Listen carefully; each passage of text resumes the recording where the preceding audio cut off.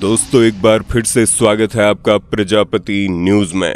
सोचिए, अगर देश की सबसे सुरक्षित मानी जाने वाली जेल ही औरतों के लिए सबसे खतरनाक जगह बन जाए तो आप किस पर भरोसा करेंगे? तिहाड़ जेल नाम सुनते ही दिमाग में आता है लोहे के गेट, ऊंची दीवारें और वो कैदी जिन्हें समाज ने ठुकरा दिया है। लेकिन इस वीडियो में जो आप जानने जा रहे हैं वो आपको ये सोचने पर मजबूर कर देगा कि असली अपराधी सलाखों के पीछे हैं या उन सलाखों को चलाने वाले। एक लड़की जो 7 साल तक चुप रही और फिर एक दिन सिर्फ 3 शब्द बोली, ब्लॉक D6, ब्लैक कोठरी। क्या है ये ब्लैक कोठरी? वहां कौन जाता है और क्यों कोई वापस नहीं आता? इस वीडियो में आपको सिर्फ एक कहानी नहीं मिलेगी, आपको उन आवाजों का सच सुनने को मिलेगा जिन्हें हमेशा के लिए चुप करा दिया गया था। और मैं आपको एक वादा करता हूं, अगर आपने ये वीडियो पूरा देखा तो शायद आपके भीतर कुछ हमेशा के लिए बदल जाएगा, क्योंकि ये कहानी डराती नहीं जगाती है। तिहाड़ जेल के मुख्य दरवाजे से एक औरत बाहर निकली। उसके बाल उलझे हुए थे, चेहरा पीला और आंखें ऐसी जैसे उनमें जिंदगी की रोशनी बुझ चुकी हो। 7 साल बाद उसे रिहा किया गया था, लेकिन वो कुछ नहीं बोल रही थी, ना किसी से मिली, ना किसी सवाल का जवाब दिया। रिपोर्टर्स ने माइक आगे किया, आपका नाम क्या है? जेल में क्या हुआ? लेकिन हर सवाल पर वही खामोशी। सिर्फ एक नाम उसने लिया, प्रेरणा कश्यप। पूरा शहर हैरान था। मीडिया के कैमरे उसकी चुप्पी पर टूट पड़े, लेकिन वो बस चुपचाप बैठी रही, जैसे उसकी आत्मा वहीं तिहाड़ की दीवारों में कहीं छूट गई हो। जब पत्रकार प्रेरणा कश्यप को कॉल आया, वो दिल्ली से सटे एक गांव में एक बाल तस्करी केस की रिपोर्टिंग कर रही थी। लेकिन उस औरत के नाम से कुछ था, कोई पुरानी फाइल, कोई भूली हुई रिपोर्ट, जैसे अतीत वापस बुला रहा हो। प्रेरणा ने तय कर लिया वो मिलने जाएगी, और जब वो दोनों आमने सामने बैठी, उस मौन औरत ने कांपते होंठों से सिर्फ 3 शब्द कहे, ब्लॉक D6, ब्लैक कोठरी। बस इतना ही। लेकिन यही 3 शब्द काफी थे इस देश के सबसे सुरक्षित माने जाने वाले जेल की एक ऐसी परत को खोलने के लिए जिसे आज तक किसी ने नहीं देखा था। तो दोस्तों, अगर आप सोचते हैं कि जेल सिर्फ अपराधियों के लिए होती है, तो ये कहानी आपकी सोच को हिलाकर रख देगी, क्योंकि तिहाड़ की दीवारों के पीछे एक ऐसा रहस्य है जो बाहर आ गया तो पूरा सिस्टम कांप उठेगा। प्रेरणा कश्यप एक ऐसा नाम जिसे दिल्ली की अंडरवर्ल्ड से लेकर सरकारी गलियारों तक सब जानते थे। निडर, तेज और सच के लिए किसी भी हद तक जाने वाली खोजी पत्रकार। उसने बाल तस्करी के नेटवर्क का पर्दाफाश किया था, जहां नेता, अफसर और बड़े बिजनेसमैन एक ही जाल में फंसे थे। लेकिन एक रात उसके लैपटॉप पर एक अजीब सी नोटिफिकेशन आई, एक अननेम्ड फाइल रिसीव्ड। वो फाइल एक USB ड्राइव में थी, उसके दरवाजे के नीचे सरका दी गई थी। अंदर सिर्फ एक छोटी वीडियो क्लिप थी, एक लड़की की धुंधली चीख और फिर एक भारी आवाज़। अगर सच्चाई जाननी है, तिहाड़ के ब्लॉक D6 में जाओ। प्रेरणा को लगा कोई मजाक है, लेकिन उस लड़की की आंखों में जो डर था वो नकली नहीं हो सकता था। वो अगले दिन अपने पुराने स्रोतों से संपर्क में आई एक रिटायर्ड जेलो नहीं है। सुपरिटेंडेंट ने उसे साफ शब्दों में कहा, प्रेरणा, ब्लॉक D6 के बारे में जितना कम जानो उतना बेहतर है। वहां जो होता है वो रिपोर्ट नहीं होता, वो गायब हो जाता है। लेकिन प्रेरणा वो नहीं थी जो डर के पीछे हटे। उसने एक फैसला किया, ऐसा फैसला जिसे शायद कोई और पत्रकार नहीं करता। वो जेल के अंदर जाएगी बतौर कैदी। फर्जी केस, नकली डॉक्यूमेंट्स और एक छिपी योजना। सिर्फ कुछ करीबी लोगों को पता था कि वो कौन है। बाकी सबके लिए वो अब एक नई कैदी थी, नाम बदलकर राधिका शुक्ला। जब उसे हथकड़ी पहनाकर तिहाड़ के गेट पर लाया गया तो उसके दिल की धड़कनें तेज थीं, लेकिन आंखों में सिर्फ एक चीज थी, इरादा। क्योंकि इस बार उसकी स्टोरी सिर्फ रिपोर्ट नहीं थी, वो खुद स्टोरी बन गई थी। लोहे का गेट खुला और प्रेरणा की आंखों के सामने तिहाड़ जेल का वो चेहरा आया जो उसने सिर्फ फाइलों में पढ़ा था। ऊंची दीवारें, बिजली की तारें, बंदूक थामे सुरक्षाकर्मी और एक अजीब सी गंध, नमी, पसीना और सड़न की मिलीजुली बू जो इंसान के मन में उतर जाए। जेल के भीतर घुसते ही पहला आदेश मिला, सारे कपड़े उतारो। एक ठंडा अंधेरा कमरा, दीवारों पर सीलन, फर्श पर टूटी हुई ईंटें, 3 महिला कांस्टेबल और एक अधिकारी इंस्पेक्टर कमला रावत यहां इज्जत नहीं चलती, सिर्फ हुक्म चलता है, उसने कहा। और फिर चुपचाप निरीक्षण शुरू हुआ। हर इंच, हर दरार, हर शक। प्रेरणा को दीवार के पास खड़ा किया गया, झुकने को कहा गया। सवाल नहीं, बस आदेश। उसके मन में गूंज रही थी एक ही बात, क्या मैं सच में तैयार थी? जैसे ही वो बैरक नंबर 6 में पहुंची, एक और दुनिया ने उसका स्वागत किया। कोने में बैठी थी सिमरन दीदी, जिनके इशारे पर जेल में मोबाइल से लेकर मेवे तक बिकते थे।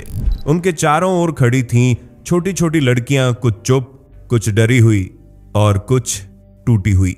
फिर थी कमला रावत, वही इंस्पेक्टर जिसने फ्रिस्किंग के दौरान उसे बेइज्जत किया था। अब वो वार्डन से फाइलें छीन रही थी। ये लड़की अब मेरी निगरानी में रहेगी, उसने कहा। और फिर सबसे डरावना कोना, वार्ड नंबर 14, जिसे सब ब्लैक कोठरी कहते थे। कोई उसके पास नहीं जाता था। रात में वहां से चीखें आती थीं, लेकिन सुबह सिर्फ सन्नाटा रहता था। एक बूढ़ी महिला कैदी ने धीरे से कहा, जिसने ब्लैक कोठरी का दरवाजा पार किया, वो फिर कभी किसी की आंखों में नहीं देख पाया। प्रेरणा ने महसूस किया, ये जेल नहीं है, ये नरक है, और उसकी हर परत में कोई राज दबाए।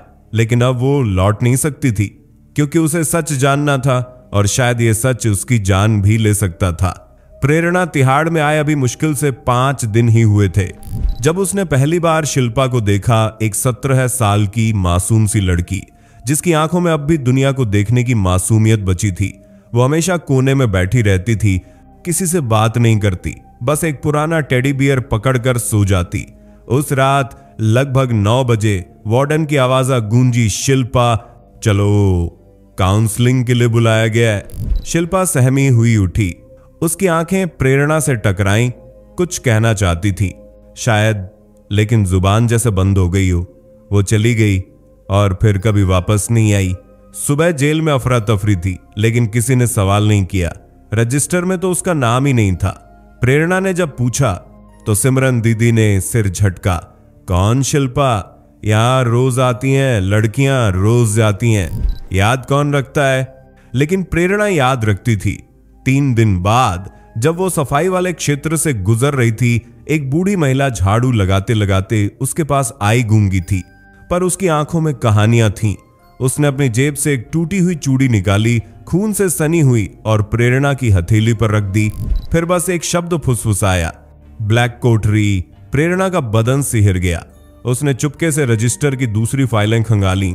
उसमें से 6 ऐसे नाम मिले जो कभी दर्ज ही नहीं हुए। नाम नहीं, पहचान नहीं, जैसे ये लड़कियां कभी थी ही नहीं। ये सिर्फ शोषण नहीं है, ये तो इंसानी सौदेबाजी है, प्रेरणा ने खुद से कहा। और अगर ये सच है तो इसका मतलब है कि तिहाड़ के अंदर ही कोई ऐसा नेटवर्क काम कर रहा है जो देश की सबसे सुरक्षित जेल को एक ट्रैफिकिंग हब में बदल चुका है। अब प्रेरणा के लिए यह सिर्फ एक स्टोरी नहीं थी, अब ये उसकी जिम्मेदारी बन चुकी थी उन लड़कियों की आवाज बनने की जो कभी वापस नहीं आई। तिहाड़ की दीवारों के भीतर जहां हर लड़की ने अपनी आवाज खोदी थी, वहां प्रेरणा ने एक नई भाषा बोलनी शुरू की, साझेदारी की, विश्वास की और प्रतिरोध की। वो हर रोज बैरक की दूसरी औरतों से बातें करती, खासकर उन लड़कियों से जिनकी आंखों में डर तो था, लेकिन दिल में अब भी कुछ बचा हुआ था। नीला, फरजाना, चांदनी और सबसे अहम पूजा। पूजा वही लड़की जो रात के अंधेरे में अक्सर डर के मारे कांपती थी, लेकिन प्रेरणा की बातों पर ध्यान देती थी। प्रेरणा ने चोरी छिपे एक पेन रिकॉर्डर जेल में मंगवाया, जो देखने में तो बस एक सस्ती पेन जैसी लगती थी, लेकिन असल में वो उसकी पहली हथियार थी। हर रात जब सन्नाटा जेल की गलियों में उतरता, प्रेरणा धीरे धीरे सच्चाई को रिकॉर्ड करने लगती। सिमरन दीदी के फोन डील्स, कमला रावत की धमकियां और उन लड़कियों की फुसफुसाहटें जो कभी खुलकर रो नहीं पाई थीं। लेकिन सिर्फ रिकॉर्डिंग से बदलाव नहीं आता। उसने अगला कदम उठाया, अंदर से दुश्मनों को आपस में लड़ाना। प्रेरणा ने सिमरन दीदी के गुट में यह अफवाह फैलाई कि कमला रावत अब नए लोगों को ब्लैक कोठरी डील में उसके बिना शामिल कर रही है। दूसरी तरफ कमला को यह यकीन दिलाया कि सिमरन सीबीआई को सबूत देने की तैयारी में है। छोटे छोटे झगड़े, फाइलों की चोरी और इशारों में बदलती नजरों से बैरकों में तनाव बढ़ने लगा। और तभी एक रात जब पूजा को वार्ड नंबर 14 के पास ले जाया जा रहा था, प्रेरणा ने देखा दीवार के पीछे की ईंटें कुछ ज्यादा ही ढीली थीं। उसने धीरे से धक्का दिया और खुल गया एक गुप्त रास्ता, सांपों से भरा संकरा सुरंग जो जेल के भीतर से एक पुराने बंद पड़े प्राइवेट अस्पताल की बेसमेंट तक जाता था। यही रास्ता है लड़कियों को बाहर ले जाने का। अब उसके पास सिर्फ कहानियां नहीं थीं, अब उसके पास था सबूत और रास्ता। एक बगावत की नींव अब रखी जा चुकी थी। रात का तीसरा पहर था। जेल में सन्नाटा था, लेकिन प्रेरणा की सांसें तेज थीं। पूजा ने उसे बताया था आज ब्लैक कोठरी फिर से खुलेगी। प्रेरणा ने वही सुरंग पकड़ी जो वार्ड 14 के पीछे जाकर खुलती थी, और वो पहुंच गई उस दरवाजे के सामने जो आज तक उसके लिए सिर्फ एक रहस्य था। ब्लैक कोठरी। दरवाजा ढकेला और सामने जो था वो इंसानियत के सबसे घिनौने चेहरे जैसा लगा। छत पर लगे सीसीटीवी कैमरे हर कोने को कवर करते हुए, एक मेज जिस पर दर्जनों इंजेक्शन पड़े थे, कुछ पर मिडाजोलैम लिखा था यानी रेप ड्रग्स, एक कोने में फटे हुए कपड़े जिनमें शिल्पा की वही गुलाबी टॉप भी थी जो उसने काउंसलिंग के दिन पहनी थी, और फिर दीवार पर एक स्क्रीन थी। Live feed. बाहर की दुनिया से जुड़े वीआईपी कमरे से उधर बैठे थे कुछ सूट बूट वाले लोग। उनकी आंखों में कोई पछतावा नहीं था। वो देख रहे थे जैसे किसी शो का लाइव प्रसारण चल रहा हो। प्रेरणा के हाथ कांप रहे थे, लेकिन उसने कैमरे को ऑन किया, हर फ्रेम रिकॉर्ड किया। अब या तो ये दुनिया देखेगी या मैं यहां मर जाऊंगी, उसने खुद से कहा। लेकिन जैसे ही वो मुड़ी, इंस्पेक्टर कमला रावत सामने खड़ी थी। बहुत शौक है ना हीरो बनने का। इसके बाद बस चीखें थीं और अंधेरा। प्रेरणा को बांध दिया गया, उसके चेहरे पर पानी फेंका गया, बाल खींचे गए और पेट पर लातें मारी गईं। कमला ने कहा अब तुझसे कोई कहानी नहीं निकलेगी, सिर्फ सिसकियां। लेकिन प्रेरणा टूटने के लिए नहीं आई थी। उसके होंठों से खून निकल रहा था, लेकिन दिल में एक ही बात थी, मैंने सच देख लिया है, अब इसे दुनिया तक पहुंचाना ही होगा। कमला रावत ने सोचा था कि प्रेरणा अब टूटी हुई है, लेकिन असली चोटें उसके जिस्म पर नहीं थीं, उसकी हिम्मत पर थीं, और वो अब भी जिंदा थी। उसी रात जब उसे बेहोशी की हालत में ब्लैक कोठरी में फेंका गया, एक परछाई दरवाजे के पास आई। जूनियर वार्डन अंशु, वो लड़की जो जेल में चुपचाप ड्यूटी करती थी। किसी को नहीं पता था कि उसकी छोटी बहन श्रद्धा भी 3 साल पहले इसी जेल से गायब हुई थी और उसे कभी ढूंढा नहीं गया।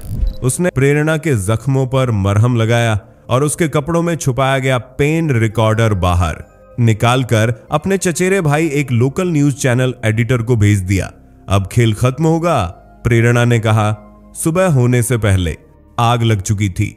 प्रेरणा, अंशु और पूजा ने मिलकर सिमरन दीदी के गुट से बात की।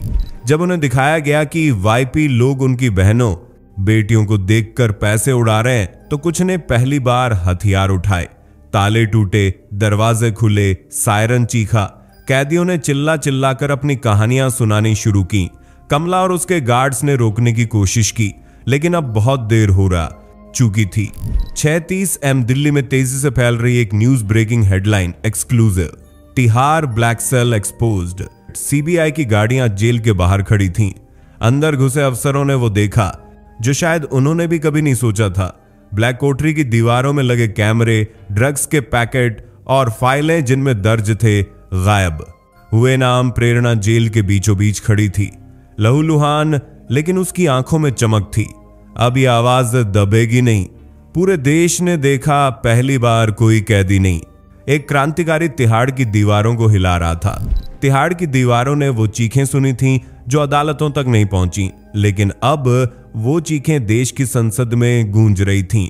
सीबीआई की छानबीन में जो सामने आया उसने पूरे सिस्टम की नींव हिला दी। इंस्पेक्टर कमला रावत को आजीवन कारावास, सिमरन दीदी और उसके नेटवर्क को मानव तस्करी और रेप में दोषी, वार्ड 14 यानी ब्लैक कोठरी को हमेशा के लिए बंद कर दिया गया। तिहाड़ में महिला सुरक्षा एक्ट लागू किया गया। अब कोई तलाशी बिना कैमरे के नहीं होगी और हर नए कैदी को मानसिक स्वास्थ्य की काउंसलिंग दी जाएगी। लेकिन कहानी यहीं खत्म नहीं हुई। प्रेरणा ने जेल से बाहर आते ही अपने जीवन की सबसे जरूरी किताब लिखी, ब्लैक कोठरी की बेटियां, एक ऐसी किताब जिसने सिर्फ भारत ही नहीं पूरी दुनिया को हिला दिया। उसने ओपरा विनफ्री के शो में जाकर कहा, मैंने तिहाड़ में अपना डर नहीं खोया, मैंने डर के साथ जीना सीख लिया। लेकिन बाहर की दुनिया भी आसान नहीं थी। हर हफ्ते उसे धमकियां मिलती, उसका घर घेरा जाता, फोन टैप होते। एक बार उसकी गाड़ी का ब्रेक फेल किया गया, लेकिन वो मुस्कुराकर कहती, अगर मैं एक बार उस कोठरी से बाहर आ सकती हूं तो अब कोई मुझे रोक नहीं सकता। आज प्रेरणा एक जेल रिफॉर्म एक्टिविस्ट है। उसकी कोशिशों से अब देश की 4 और जेलों में सुधार की शुरुआत हो चुकी है। और जब कोई उससे पूछता है, तुम्हें डर नहीं लगता, वो मुस्कुराकर सिर्फ एक बात कहती है, अगर एक औरत जेल में भी आवाज उठा सकती है तो बाहर की दुनिया को क्यों डरना चाहिए। दोस्तों, ये कहानी सिर्फ प्रेरणा की नहीं थी, ये उन हजारों लड़कियों की है जिनकी आवाजों को कोई नहीं सुनता। अगर आपको ये कहानी छू गई हो तो इसे जरूर शेयर कीजिए, क्योंकि बदलाव तब होता है जब हम खामोश रहना बंद कर देते हैं। दोस्तों, आपकी स्क्रीन पे 2 और वीडियोस दिख रही हैं, जिसे देखने के लिए आप इस स्क्रीन पर क्लिक करें। दोनों देखिएगा, बहुत अच्छी वीडियो बनी है।